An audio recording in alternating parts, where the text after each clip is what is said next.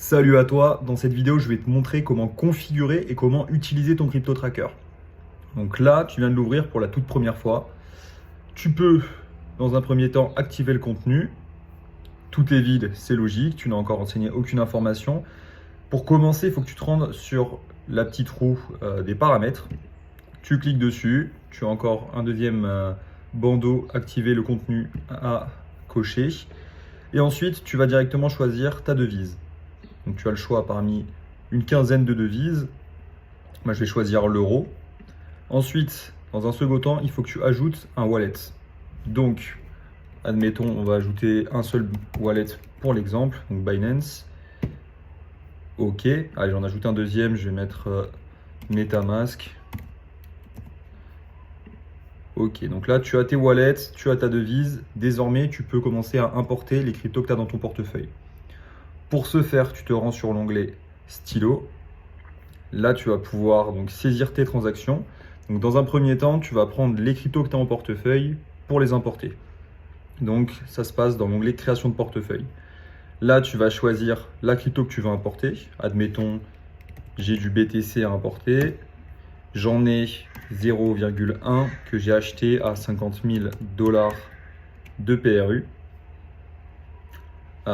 Je les ai achetés sur Binance. Enfin, je les ai sur Binance, pardon.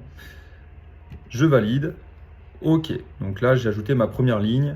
Si jamais tu te rends dans l'onglet dans l'onglet tableau de bord, là tu peux voir que ta ligne a été ajoutée. Elle a également été ajoutée dans ton portefeuille où tu peux avoir plus de détails sur ta ligne. Donc je t'invite à retourner sur l'onglet saisie pour ajouter les autres cryptos de ton portefeuille. Par exemple, on a de l'ETH, on va dire qu'on a un ETH, un PRU de 2000, qu'on a cette fois-ci sur MetaMask. Tu recliques sur valider. Ok, ta crypto a bien été importée sur le crypto tracker. Et on va faire une dernière, on va dire qu'on a de l'XRP. On en a 100 XRP qu'on a acheté à 50 centimes de PRU. Et on va les remettre sur Binance. Ok, donc là maintenant tu fais ça pour toutes les cryptos que tu as en portefeuille. Tu mets ta crypto, le nombre que tu en as en portefeuille, ton PRU, et ensuite tu choisis ton wallet et tu cliques sur valider. Rien de plus facile. Ensuite, pour ajouter les dépôts que tu as fait en devise sur ton portefeuille, ça se passe également dans création de portefeuille. Donc là, on va dire que sur mon compte Binance, j'ai mis 1000 € de dépôt. Donc là, je mets euros à la place de la crypto, 1000. Le PRU, donc je vais mettre, si tu veux être précis, tu peux mettre exactement le taux de change. Pour la simplicité, je vais mettre égal à 1 $. Et là, je valide. Ok, donc là, j'ai importé toutes les cryptos que j'avais en portefeuille. J'ai renseigné les dépôts que j'avais fait en fiat. Maintenant, si jamais tu dois faire des nouvelles transactions, admettons, là, je fais un dépôt, on va dire, hop, dépôt. Donc, je me rends ici sur dépôt en fiat. Donc tu as deux types de dépôts. Le dépôt quand tu passes du fiat vers des stablecoins et le dépôt quand tu passes des fiat vers une crypto hors stablecoin. Admettons là tu achètes du Bitcoin avec de l'euro et ici tu achètes de l'USDC avec de l'euro. Donc là je vais te faire les deux exemples. Admettons donc là je dépose de l'euro et j'achète de l'USDC avec. Je dépose 100 € pour 103 USDC. Ça fait un cours de 0,97, ok. Sur Binance, je valide. Donc là, si j'ai fait un dépôt, c'est bon, c'est pris en compte. C'est le même principe pour le dépôt donc hors stablecoin. Admettons, je dépose de l'euro pour acheter du Bitcoin. Je dépose 100 €. En Bitcoin, ça va nous faire, on va dire, 0,01. Donc ça fait, là tu vois que le cours actuel, ça fait un cours de 14 724 $. Et en dollars, j'en ai déposé pour 102 $. Là, si jamais tu n'es pas sûr, tu as un convertisseur ici de la devise que tu as choisie vers le dollar au cours actuel. Par exemple, là, 100 € actuellement, ça fait 115 $. Là, j'ai pas été ultra précis, mais c'est pas très grave. Et tu choisis ton wallet sur lequel tu as fait le dépôt. Là, je mets Binance. OK. Ok, donc maintenant tu sais importer tes crypto-monnaies de ton portefeuille, tu sais renseigner les dépôts que tu as effectués sur ton portefeuille, Tu sais également faire des dépôts vers des stablecoins et des dépôts vers des cryptos hors stablecoin. Le fonctionnement est exactement le même pour des retraits, seulement à la place de choisir dépôt, tu choisis retrait. Ensuite, on va passer aux achats et aux ventes. Admettons, donc là tu vas acheter, on va dire, tu vas acheter du Solana contre de l'USDC.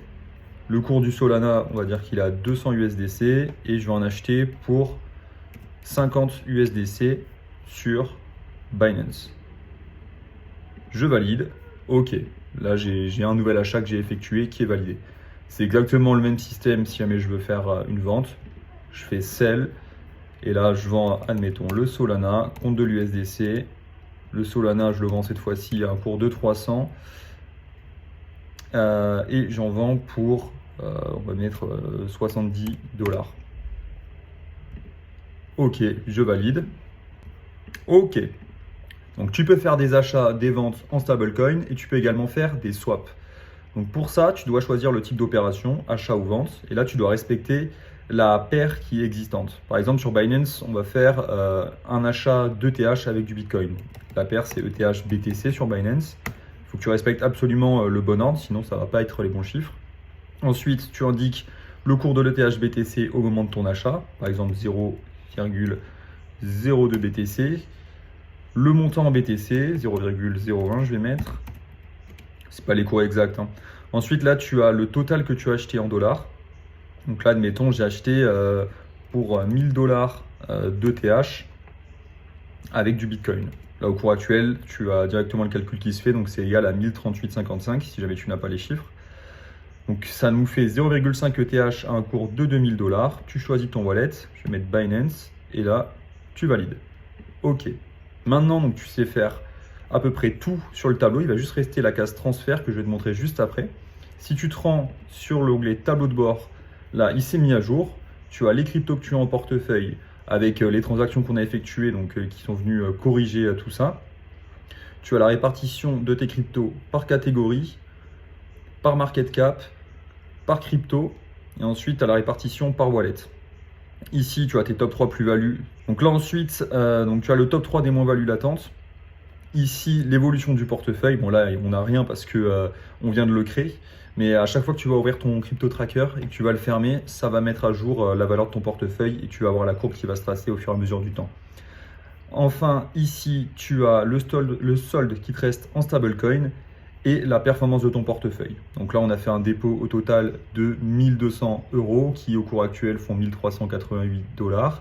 On n'a pas fait de retrait, on est en perte nette de 100%, étant donné qu'on a déposé 1200, qu'on a retiré absolument rien. Par contre, on a une plus-value totale de 873%, on a une plus-value réalisée de 460% et une plus-value latente de 74%. À chaque fois, tu as le montant en dollars et le montant dans ta devise.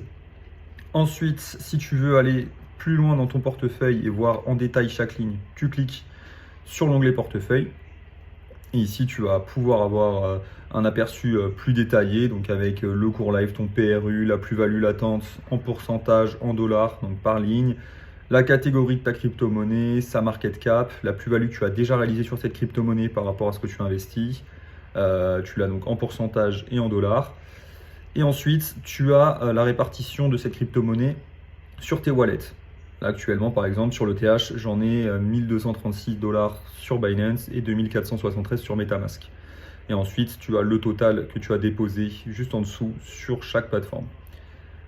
On va passer désormais à un transfert. Admettons, tu veux faire un transfert d'ETH ou de BTC, si on va faire un transfert de Bitcoin, donc depuis Binance vers MetaMask. Tu vas mettre le nombre de Bitcoin que tu veux transférer.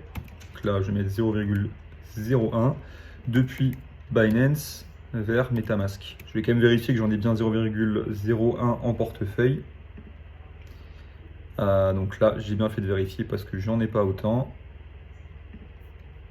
Hop, donc je vais mettre 0,001.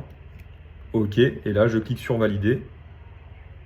Et désormais, si je retourne sur mon portefeuille, je peux aller voir le Bitcoin et je vois que j'en ai désormais 9346 sur Binance et 103 sur MetaMask. Donc ça te permet de renseigner les transferts entre wallets. Là, tu as pu voir l'aperçu de toutes les transactions que tu peux faire sur le crypto tracker. Tu as quelques petites fonctionnalités en plus dans les paramètres. Par exemple, si une crypto-monnaie n'a pas de catégorie, tu peux choisir d'ajouter la catégorie toi-même. Bon, là, étant donné qu'on est sur des cryptos super connues, elles ont toute une catégorie attribuée. Mais si jamais tu vas dans le top 1000, c'est possible qu'il n'y ait pas de catégorie. Donc, tu pourras ajouter toi-même la catégorie parmi celles disponibles. Ok, ensuite, tu peux aussi te rendre ici sur l'onglet Journal. Là, tu vas avoir l'historique de toutes tes transactions. Admettons le transfert qu'on vient de faire de Binance à MetaMask. Au final, on ne l'a pas fait pour X raisons. Tu peux le supprimer. Donc là, le transfert, ça met 2 lignes. Hop, donc tu cliques là, supprimer. Là, tu vois marqué transfert. Tu recliques. Ok, donc là, j'ai supprimé le transfert. Toutes les autres transactions, c'est en une seule ligne. Tu peux les retrouver assez facilement. Tu vois ici l'exchange. Si jamais c'est un achat ou une vente, le cours de la crypto. Bref, tu peux retrouver les informations qu'il te faut. Si tu as d'autres questions, je t'invite à les poser en commentaire. Et si jamais tu veux récupérer toi aussi ton tableau, ça se passe en description.